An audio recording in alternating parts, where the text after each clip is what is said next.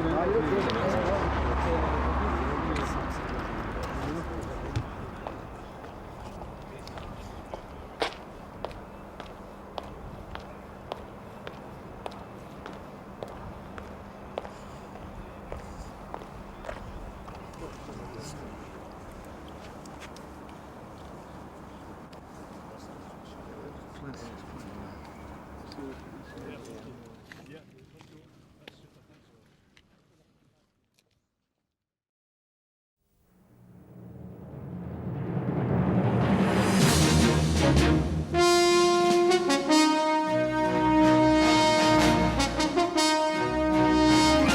ITN News at 10 with Trevor McDonald.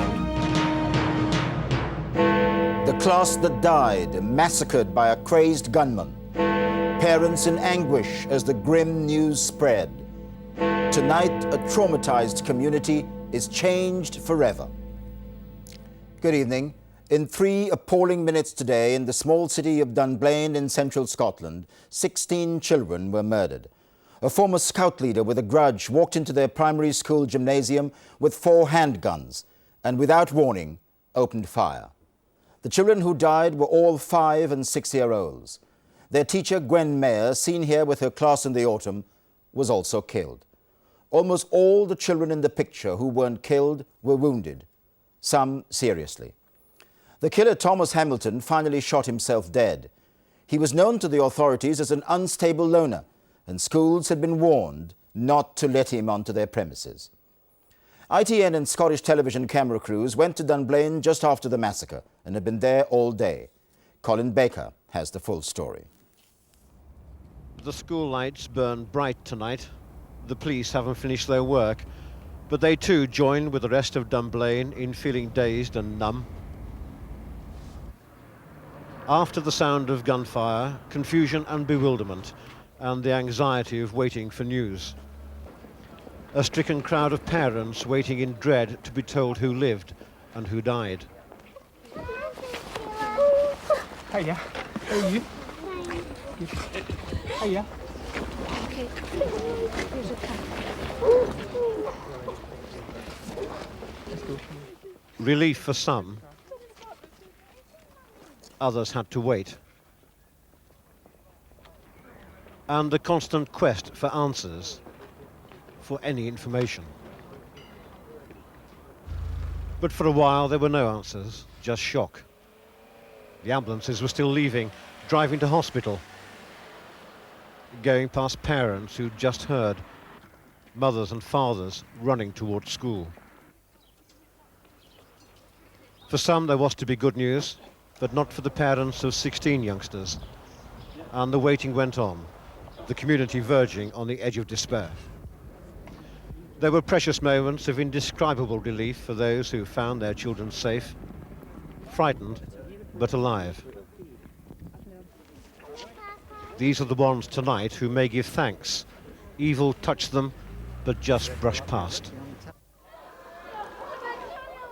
It was in this building, close to the school, that the answers for some finally came.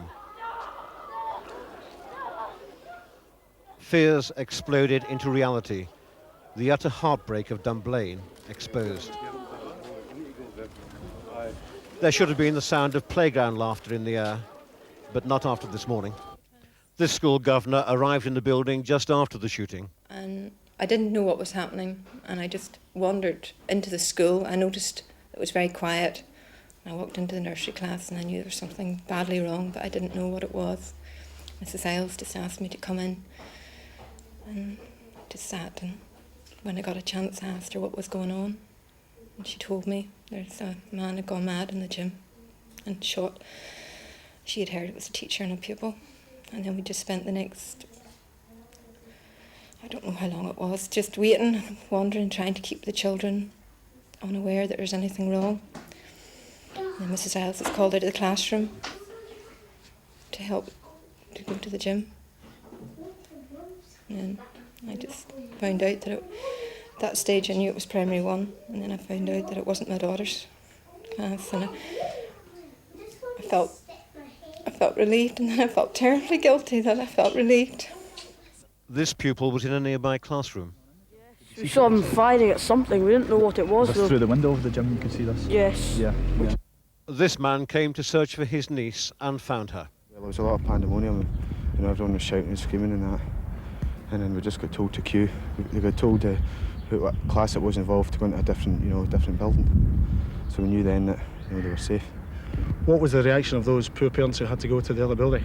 Just sheer shock. I couldn't believe it. They were, really shocked.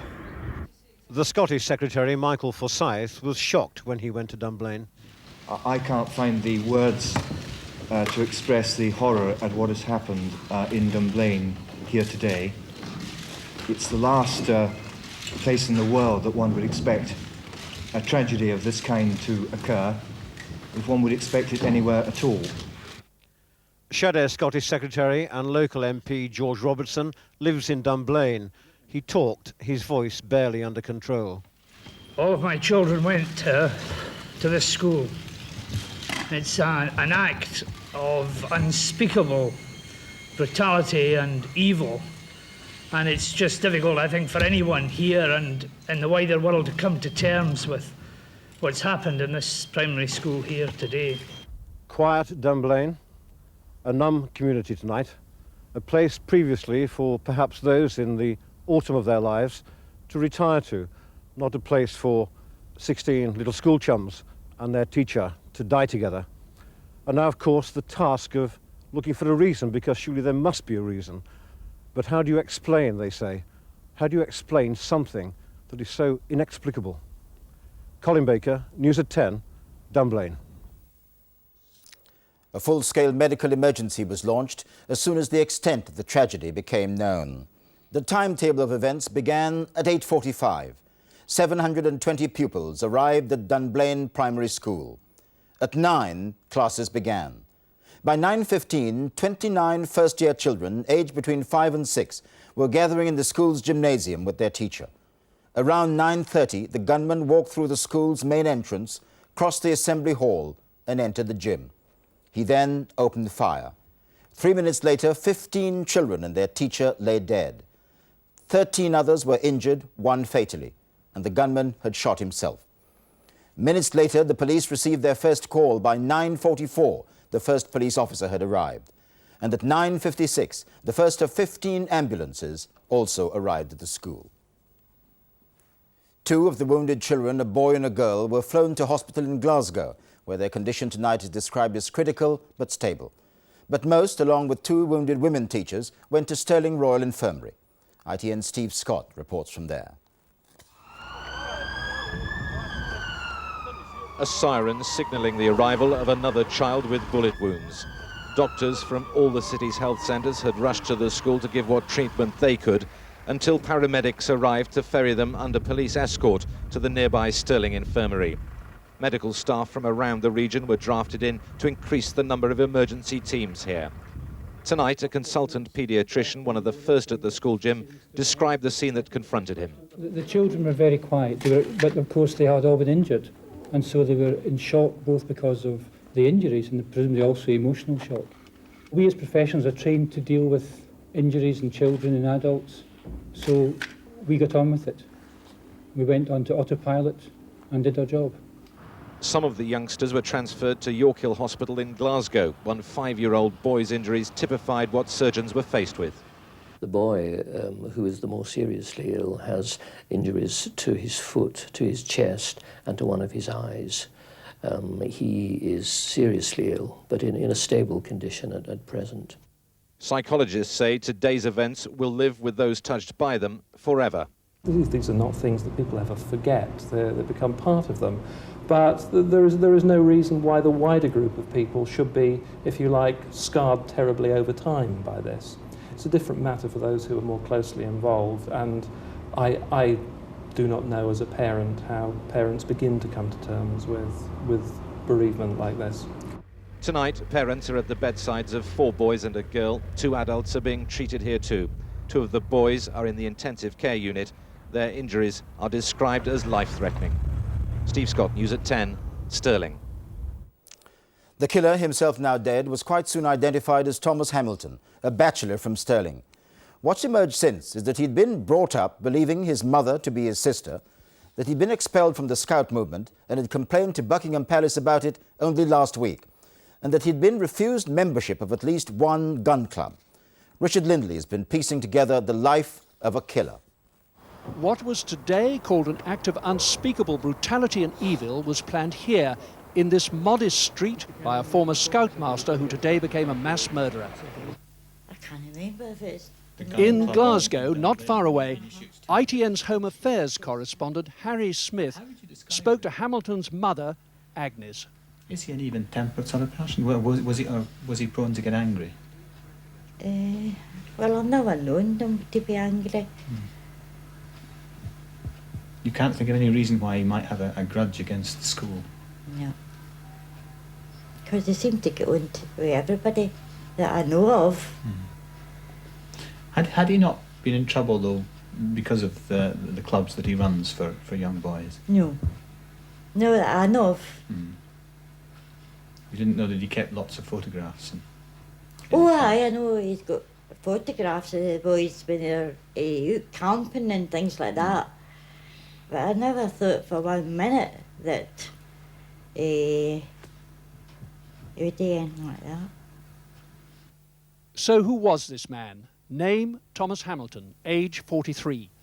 In July 1973, he became a scout leader, but was thrown out in March 74 for his behaviour with young boys at a camp. 5 days ago, he wrote to the Queen complaining about not being allowed to rejoin the Scouts.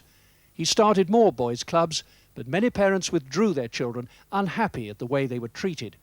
He was a keen photographer and had many photographs of children in his house. A month ago, he was refused membership of a local gun club. This is where Thomas Hamilton lived, at number 7 Kent Road, Stirling. And this morning he left here, apparently quite normal, waving his hands to neighbours, relaxed, apparently at ease. Kathleen Kerr saw Hamilton set off this morning. He often popped in for a coffee. Someone likeable? Yes. Got on with? Yes. Happy to have in the house? Aye. Nice man. Very nice, I thought. Yet this was the man who this morning armed himself with 4 handguns and set off to slaughter the innocent. Richard Lindley, News at 10, Stirling. As we heard in Colin Baker's report, the Scottish Secretary Michael Forsyth said Dunblane was the last place in the world where one would expect a tragedy like today's. ITN's Norman Rees has been gauging the impact it's had. Flags at half-mast in Dunblane tonight, the town's firemen running up the symbols of a community in mourning. A community asking the question why, and most of all, why here? Parents hardly able to comprehend what's happened, holding their children just a little bit tighter. It's total devastation, I think. I mean, everybody's just so shocked. Shops closed here as a mark of respect. Just can't believe it. Shocked, really. Totally shocked. Yeah. Feel quite sick of it, actually. Down by the river, the Whitehead family took their daughter Amy to feed the ducks. Amy was in school during the shooting. Well, I just think we're trying to get back to normality, really, and you know, not pretend it hasn't happened, but you know, try to get on with our lives. Other families were coming to terms with the horror in the security of their homes. We waited 2 hours before we were ushered in Fiona's primary 4, so we were then ushered through. And the police took our names and the child we were looking for, but it was a great relief then when we finally got Fiona. Colin McIntosh, minister of the cathedral, spent the day inside the school comforting parents. There are 1 or 2 that I baptised, and I know their parents. I don't know what more one can say, except that you be there with them, and you try to help. And you believe that in some way God is there with us too. Prayers are being said here tonight, but this is a community where any comfort is hard to find. Norman Rees, News at 10, Dunblane. Coming next on News at 10 tonight, we'll have the latest live from Dunblane. Plus, John Major and the Queen lead nationwide expressions of shock and sympathy. Locking up tonight, but can our schools ever be safe from such an attack?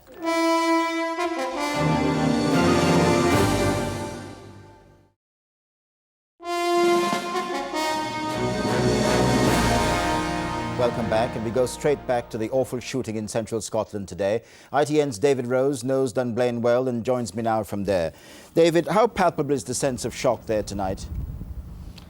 Trevor, the centre of Dunblane is very quiet tonight. You see, this morning we had an open display of raw grieving emotion, what the Chief Constable called a scene of carnage. Then local mothers screaming aloud the names of their children as they waited for the dreadful news.